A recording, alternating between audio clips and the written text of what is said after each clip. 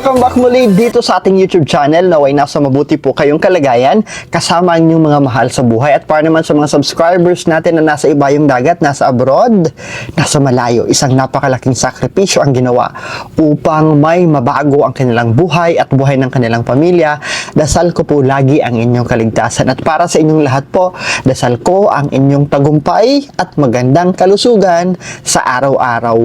Welcome! Sa mga bago pa lang, huwag kalimutan mag-subscribe at i-click ang notification bell at mag-like na rin para sa mga kaabang-abang na vlogs at live na mayroon tayo dito. Mauuna kayo lagi, manu-notify kayo lagi. And also, please follow me on my Facebook page. Ang topic natin for this live ay ang mga best day. Itong best day na ito, isa lang isang petsa lang ito kung saan pinakamaswerte ang araw na ito para tayo ay magdeposito ng pera sa 2026. Ano ito? Pag-uusapan natin, i-discuss ko ng mas malaliman para mas maintindihan ninyo. Sit back, relax, and enjoy sa topic natin ngayon. Ang tawag dito sa pinakamaswerteng araw para magdeposito ng pera ay Lechon Day. Hindi lechon but Lechon Day. So, ano ba ang Lechon Day? Ang Lechon Day ay unang araw sa termino ng Feng Shui calendar kung saan minamarkahan natin na ito ang simula ng tagsibol or spring season. That's the start of the spring season. Kaya tinawag natin itong Lechon Day. Ito'y tradisyon na naipasa for many years. Imagine that 2,000 years ago pa ang tradisyon na ito na pinaniniwalaan na napakaganda at napakaswerte ang araw na ito para sa pagdideposito ng pera at malalaman nyo mamaya mayroon pang isang pwede nyong gawin on the Lechon Day. Ito'y bahagi ng 24 solar terms na meron tayo sa Feng Shui. In fact, that's why tinawag nating Farmer's Almanac kasi even the farmers nung unang kapanahunan ay hinihintay din nila yung Lechon Day because sa kanilang pagtatanim, sa kanilang pagpaparami ng kanilang mga binhi ay they follow the farmer calendar, the farmer's almanac para marami silang ani, maraming blessings ang darating sa buhay nila para sa buong taon. Ito rin po ang Lechon Day, ito rin po ang araw para linawin natin ano ba talaga ang gusto natin mapagtagumpayan sa buong taon. Ano ang magiging goal natin, goal setting day natin ito. Dito natin isa-set, isa-ayos, i-confirm, i-iron out sa daigdig and sa universe. Ito ang gusto kong mangyari. Pwede nyo itong isulat, pwede nyo itong i-manifest, pwede nyo itong idasal, pwede nyo itong i-imagine. Itong araw na ito ay napakalakas na humahatak para yung gusto nyong mapagtagumpayan sa buong taon ay ibigay at maisakatuparan. Petsang ito ay napakaganda dahil ang petsang ito ay inaalis, nire-release, pinapalayas ang negatibong enerhiya sa ating tahanan, sa ating katawan, sa espasyo kung saan naghahanap buhay tayo. Itong tinatawag natin na stagnant na chi or the stagnant energy. Tinatanggal at nawawala ito on the Lechon Day. Mainam na ihanda ninyo ang inyong mga intensyon para makapag-manifest kayo ng kasaganahan, magandang kalusugan at patuloy na pagdaloy ng swerte at blessing sa inyo. In fact, for all the VIP members natin dito sa YouTube channel natin, meron tayong ritual para dyan. Okay? May ritual tayo sa petsa na malalaman mo mamaya-maya ng konti. May ritual tayo kung saan magmamanifest tayo ng kasaganahan, magandang kalusugan at ng swerte. Sa araw na ito, ang yang energy ay very much activated. Ito ang unang pagbabalik ng masiglang enerhiya pagkatapos ng isang napakahabang taglamig. Kaya naman dito nire-restore na yung bago na malakas na active na enerhiya. At of course, Dahil ito ang araw kung saan maganda at maswerte mag-manifest, mag-wish, at isulat yung mga plano natin sa buhay. Ito rin ay maganda para i-activate natin ang positibong enerhiya, ang positibong mindset, at ang positibong buhay sa ating bawat isang pamilya, sa ating buhay, sa ating bahay, at sa ating pangkabuhayan. Ngayon na moderno na ang panahon, wala na tayo sa makalumang pamamaraan. Ano naman ang pag-a-adapt natin? Siyempre, sa nababagong mundo, nagbabago ang mundong ginagalawan natin. Kaya naman, ang Lechon Day ay nagbabago rin, and we need to adapt to these changes na mayroon tayo sa mundong ibabaw na ito. So in modern adaptation for the Lechon Day, ito ang pinaka maswerteng araw din para sa mga taong gustong magsimula ng kanilang negosyo. Hanapin ninyo, alamin ninyo ang araw na ito. Dahil ito, you can do business grand opening o di naman kaya pagla-launch, product launching ng kung anumang produkto na ipapakilala ninyo sa market, ibebenta ninyo sa mga tao. So, maswerte ang araw na ito. Sa Feng Shui po, ang Lechon Day ay isang mahalagang araw para sa mga sumusunod na gawain. Isa na dito ay ang pagdedeposito ng pera sa bangko para patuloy ang pagpasok at paglago ng aspeto ng pera at pinansyal o kayamanan sa buhay natin. Kaya naman, nakikita nyo sa titulo or title ng topic natin to this vlog is maswerteng araw para magdeposito ng pera. Pero ngayon, habang dinidiscuss ko ito, paunti-unti nalalaman ninyo, di ba? Hindi lamang ito araw para magdeposito ng pera. Ito din po ay maswerteng araw para mag-manifest, mag-wish, at magsimula ng bagong negosyo. Ang pagsusuot ng kulay pula at berde ay maswerte rin sa araw na ito. So, mainam po na sa paghuhulog ninyo ng pera as you do the transaction in business opening, in manifesting, in praying, and in offering, o di naman kaya in depositing money sa bangko man yan, virtually, o sa paghuhulog ninyo sa alkansya, mainam that nakapula kayo o di naman kaya nakaberde. Red symbolizes protection. Red symbolizes luck or swerte, while green symbolizes growth, paglago.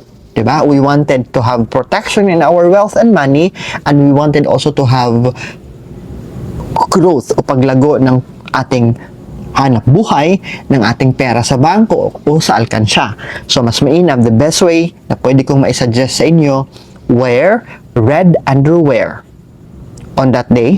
Tapos, pwede kayong magberde ng t-shirt or blouse. Mainam ang kombinasyon na yan.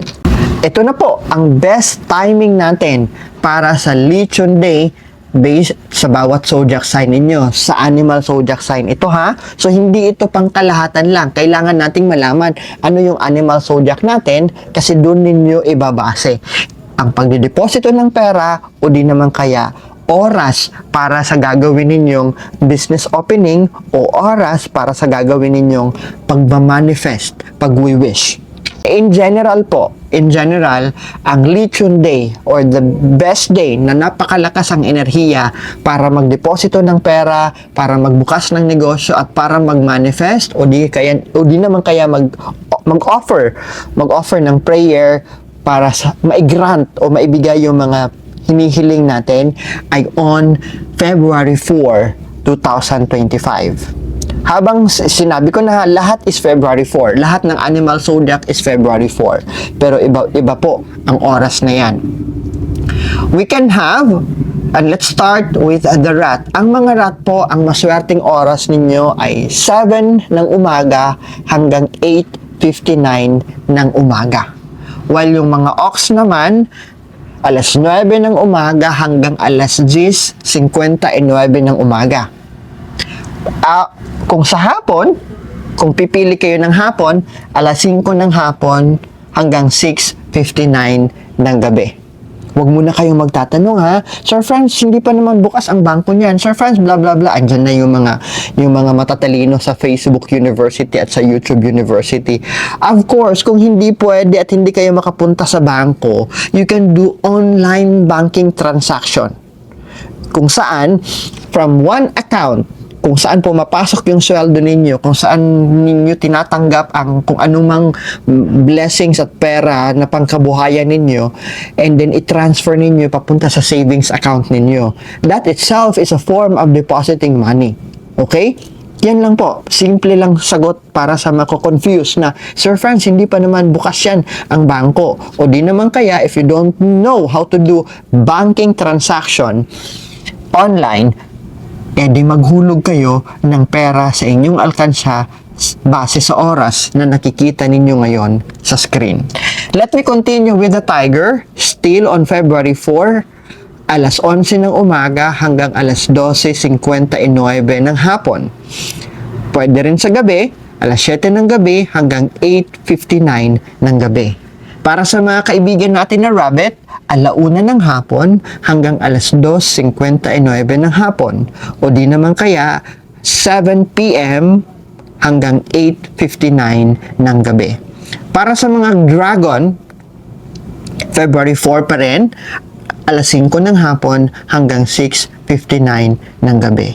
Kay snake naman, maswerte mag-deposit ng pera o maghulog ng pera sa alkansya o di naman kaya mag-bank transfer patungo sa isa pang bank account ninyo.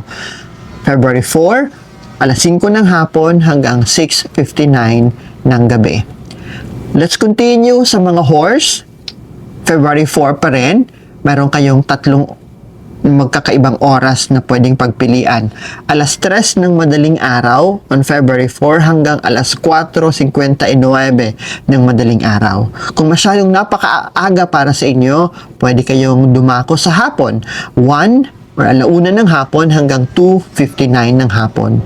Sa gabi naman, the last chance that you can deposit money, you can manifest, you can start a grand opening of the business 7 p.m.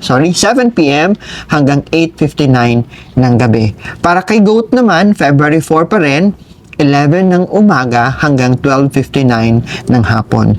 Kay monkey naman, alas 9 ng umaga hanggang 10:59 ng umaga. Kay rooster naman, alas 9 ng umaga hanggang 10:59 ng umaga. Kay dog, you have two sets of time, 3 a.m., 3 ng umaga hanggang 4:59 ng umaga, at alas 11 ng tanghali hanggang 12:59 ng hapon.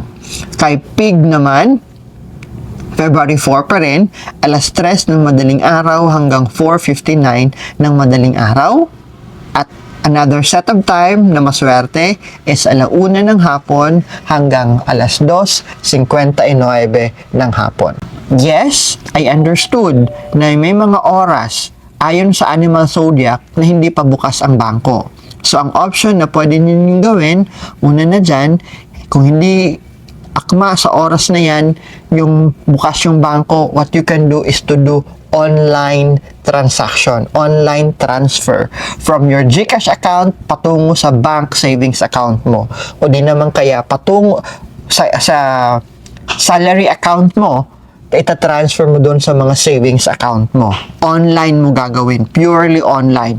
Now, kung hindi nyo alam, gawin ang online transaction, doon kayo sa paghuhulog ng pera sa alkansya. So, follow the time on February 4 at maghuhulog kayo ng pera doon sa alkansya ninyo. Para sa mga kaibigan natin, mga mahal natin na subscribers na nasa ibayong dagat, nasa abroad, ano ba ang oras na susundin ninyo? Ang susundin ninyo na oras, syempre, ay ang oras sa bansa kung saan kayo naroroon. So, 11, halimbawa kay goat, 11 a.m. hanggang 12:59 p.m. base sa oras ng bansa kung nasaan ka, hindi na Philippine time. Kami na nasa Pilipinas, ang susundin namin ay ang oras na yan based on the Philippine time. Kung ikaw ay nasa Italy, tulad ni Mami Evangeline Flores, ang susundin mong oras, syempre, ang oras dyan sa Italy. Kung ang plano ninyo ay magbukas ng negosyo, sundin ninyo ang oras based on your animal zodiac na maswerte, yan ang oras kung saan mag-grand opening ka o magpa-product launching ka ng produkto mo. That's the best way possible na pwede nyo pong sundin. Sir, pwede po ba sa wealth jar? Yes. Maswerte po ang araw na ito na maghulog kayo ng pera sa wealth jar. At ang tip ko po, medyo lakihan natin.